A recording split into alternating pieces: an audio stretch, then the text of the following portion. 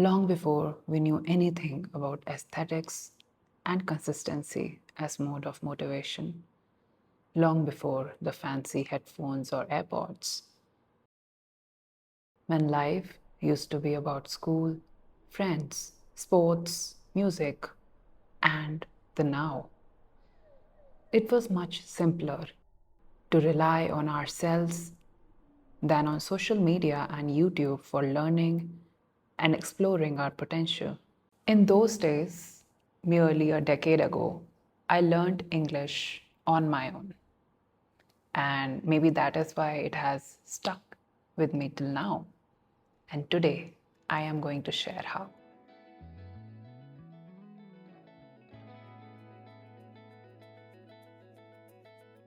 It was the era of Linkin Park, Eminem, and the whole Disney lot. The shows were simpler, innocent, and aspirational. Me and my friends, we did not know how to talk in English, but we used to sing in it. The time we used to sing Linkin Park.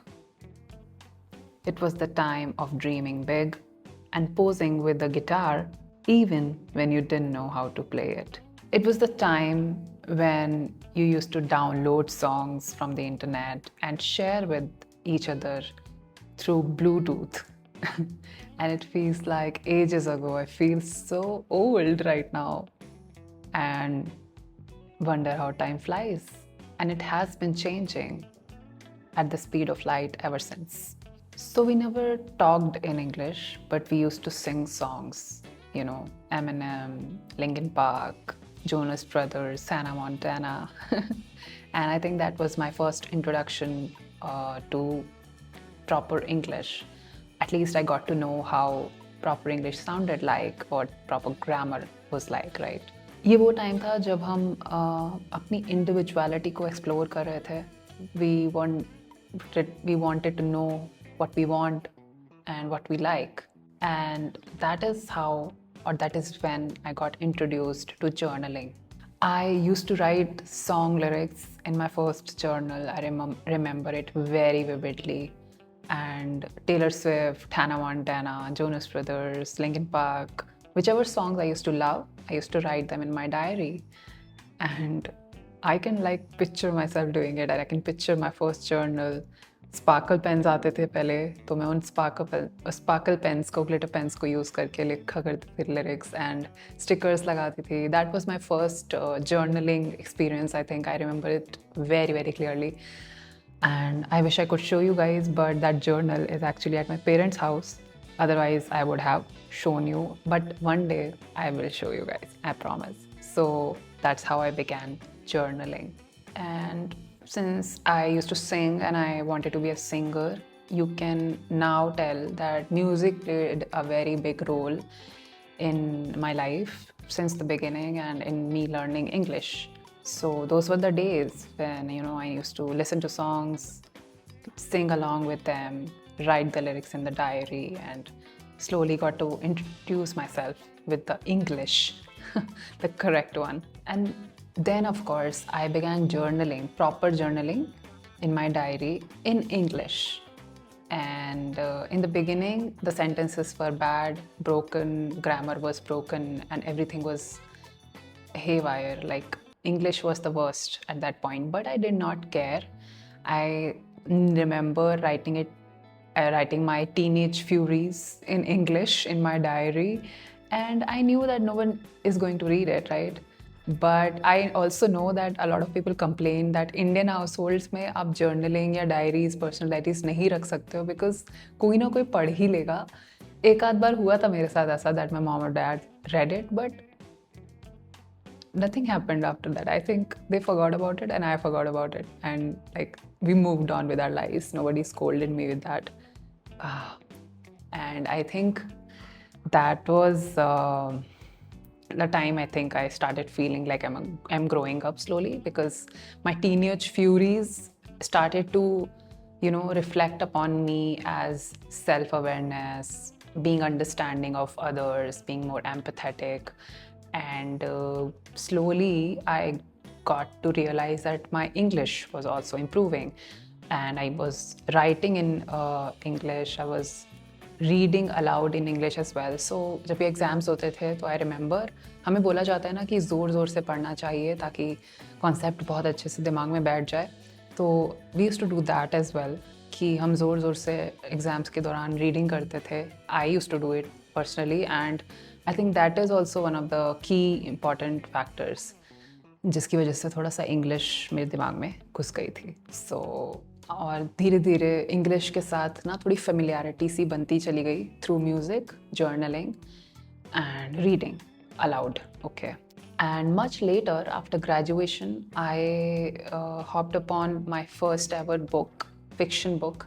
It was Me Before You by Jojo Moyes.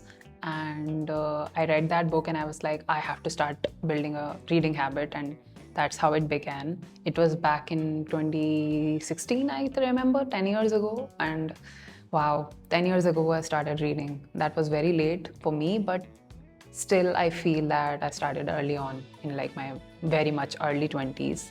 And I think it was a very good decision of mine to start reading. And of course, the English that I was supposed to learn, that I know now, that I can talk in and that I can write, it majorly began with singing in English, writing in English, reading English aloud, and then reading the books, getting familiar with the language. I kind of became a friend of the language. So, I spent time with English. So gradually, organically, it happened that I started to talk in English as well. And somehow it started to improve on its own. And I think I give credit to those early days that I practiced so many things in my life that contributed to my English. Right now also, sometimes I fumble or sometimes I put a word here and there, which is wrong. But I have developed a little bit of confidence that even if I'm speaking wrongfully, I don't know if that's even a word. See, even if I'm talking in a grammatically errorful way, it's okay. I mean, at least I'm trying, at least I'm talking in English, right? So I see a lot of people struggle with it. I see a lot of YouTube videos teaching English and teaching many, many languages, but I really feel that English is one of the easiest languages to learn. Hindi is difficult, Italian is difficult, Tamil is difficult, Maharashtrian is difficult. So many difficult languages we have, but English is, I think, one of the easiest. And of course, we are more exposed to English.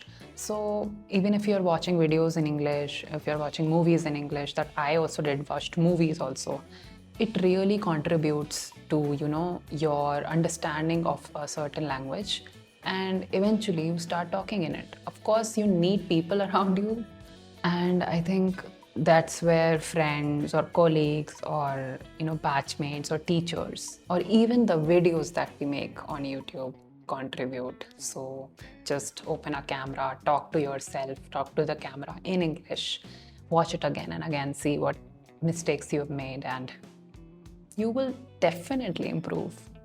And ever since I started reading and writing full time, I have published books. I wrote poetry, I wrote prose, I wrote non-fiction, I wrote a lot of things. I wrote an ebook, poetry collection, I have a published one, and I started writing blogs, I started writing Medium, and simply I read all of it also. I read blogs and articles, I read magazines, books, and other people's poetry, and slowly my level of English started to get a little better. I started reading more difficult books, more difficult authors, and so years later I can say that I can talk, write and speak and read English well, and I all learned it by myself. Nobody taught me. And I think nobody taught me se matlab hai ki no human taught me, but a lot of other things that humans have created taught me. Music, books, and art. And yeah, so I think you guys can do it too. I wanted to share this because I think a lot of young people struggle with learning English or talking with English, but Gen Zs are like very, very like intelligent. The schools are different now, the whole environment has changed, and people are learning English since like childhood. I see toddlers talking in English these days, but back in the day it did not happen. Or I just said back in the day, I'm not that old. But of course आजकल के छोटे छोटे बच्चे English में इतनी बढ़िया बात करते हैं.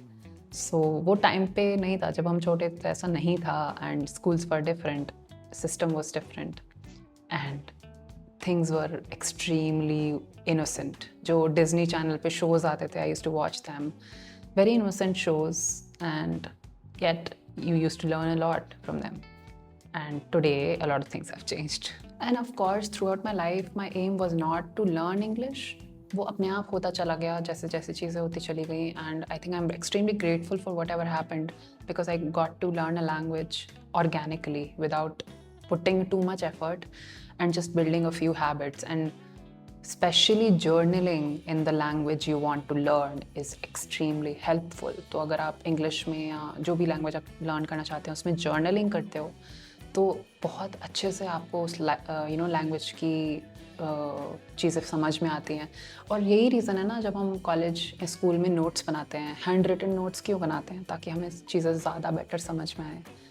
And that way you can like definitely learn a lot of things by writing with hand. And I always say that journaling is one of the best habits that you can develop in your life. It is not just good for your learning English or learning any language.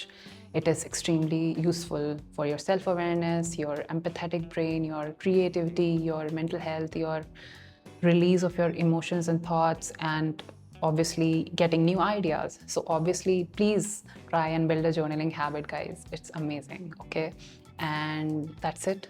Thank you so much for watching. I hope you found something useful through this video, and share it with your friends if you liked or found any value from this video.